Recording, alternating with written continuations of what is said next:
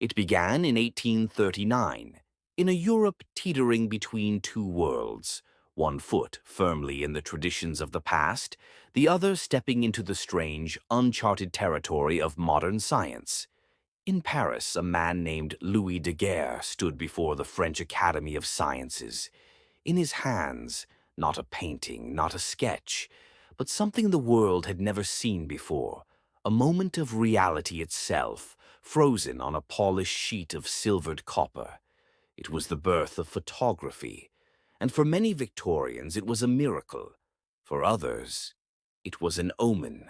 The daguerreotype, as it was called, used light and chemistry to trap an image so sharp, so lifelike, that it seemed almost impossible. The surface shimmered with a metallic sheen. Tilting in the light, the faces seemed to turn, as if still alive. To modern eyes, it was simply an early photograph. But to the people of the mid-19th century, it was nothing short of sorcery. Remember, this was an age when science was transforming the world. The steam engine, the electric telegraph, the railway. Yet, beneath the optimism of progress, there lingered old beliefs, superstitions, and fears, especially about the human soul. One of the earliest, and most famous, skeptics was the French novelist Honoré de Balzac.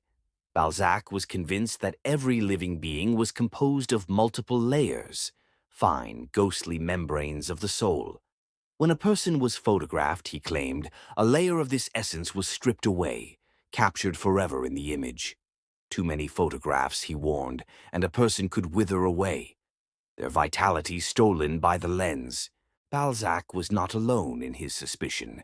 In villages, whispers spread that the camera was an eye that could see too much, not only the flesh, but the soul beneath.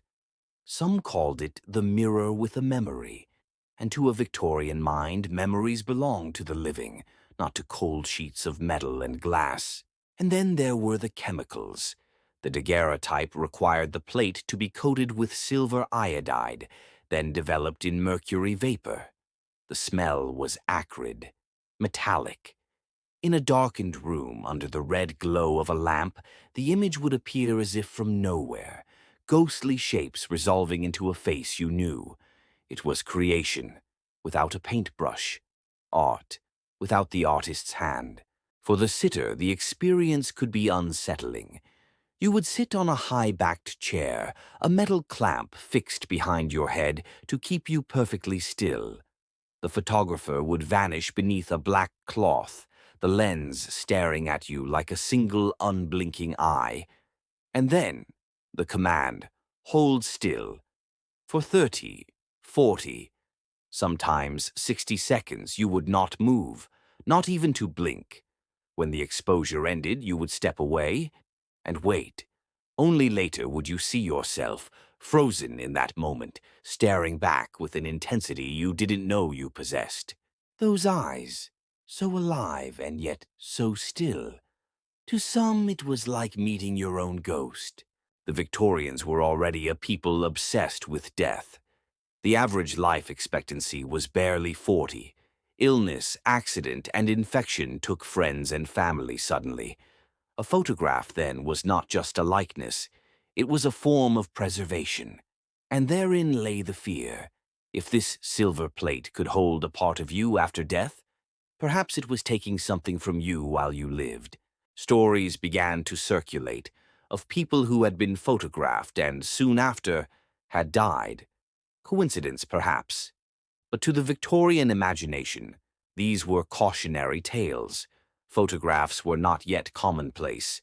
They were expensive, rare, and tinged with the supernatural. Even the church was divided. Some clergymen saw photography as a tool of God, capturing his creation in perfect detail. Others saw it as dangerous, vanity, or worse, a theft of the soul's image, meant only for the Creator's eyes. And so, from the very moment of its invention, photography carried a double edge, a marvel of science and a thing to be feared. In the next chapter, we will step inside the Victorian home to see how death, memory, and the photograph became bound together in ways both tender and disturbing. In Victorian Britain, death was no stranger. It walked the streets like an old acquaintance, paying unannounced visits to the rich and poor alike. 1 in every 5 children would not live to see their 5th birthday. Consumption, scarlet fever, cholera. They moved silently, striking with no warning. A cut finger could lead to deadly infection. A cold could become a coffin. When death came, it did not arrive in a sterile hospital ward. It came home. The body would be washed, dressed, and laid out in the very room where the family gathered. The parlor, from the French parlor, meaning to speak. And here, beside the coffin, the family spoke their goodbyes. The Victorians did not hide from death. They lived with it. They wore it in their clothes, heavy black crepe dresses, jet bead jewelry, veils that obscured the face. The strict rules of mourning dictated the color of your dress, the length of your veil, the way you would appear in public for months, sometimes years. And yet, even in all this ritual, there was a terrible truth.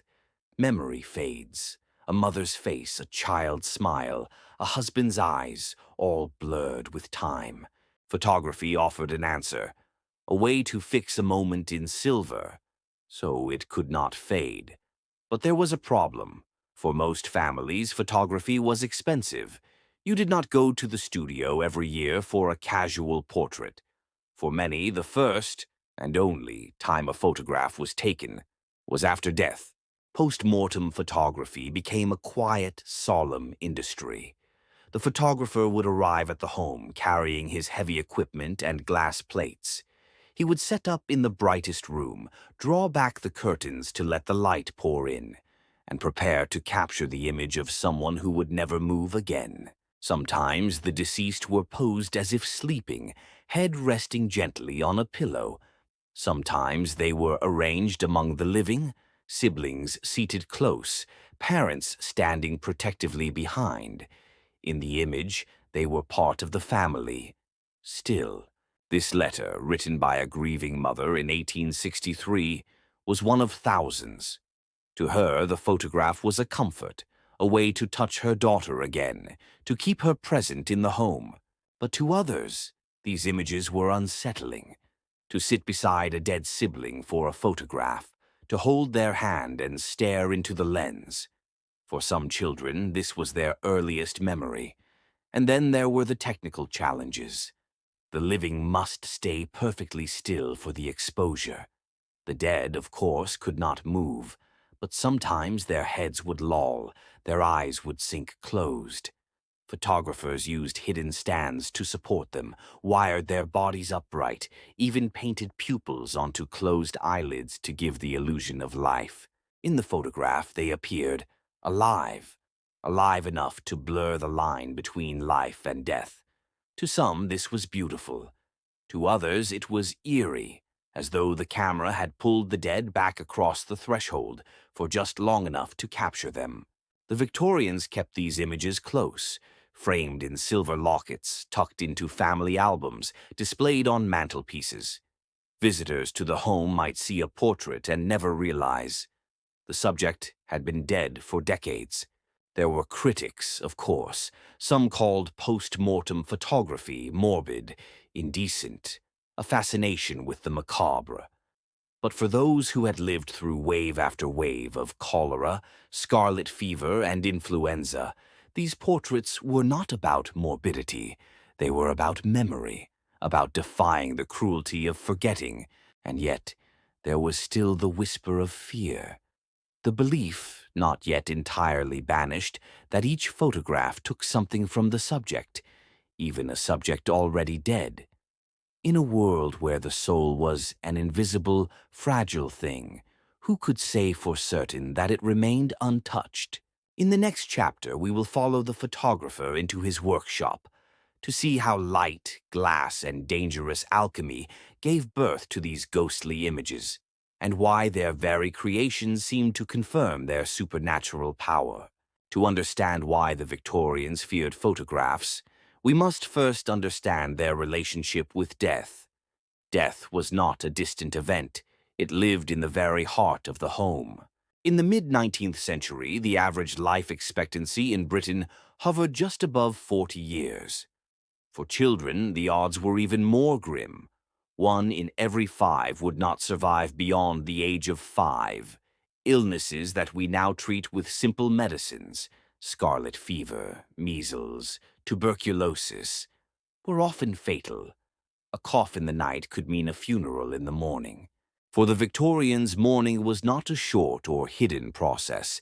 It was public, elaborate, and deeply ritualized. When a death occurred, the household entered into a formal period of grief. Clocks were stopped at the hour of passing. Mirrors were covered with heavy cloths, a symbolic act preventing the spirit of the deceased from becoming trapped in its reflection. Windows were often draped in black crepe, signaling to the neighbors that death had visited the house. And here, in this world of shadows, photographs found an unusual and unsettling place.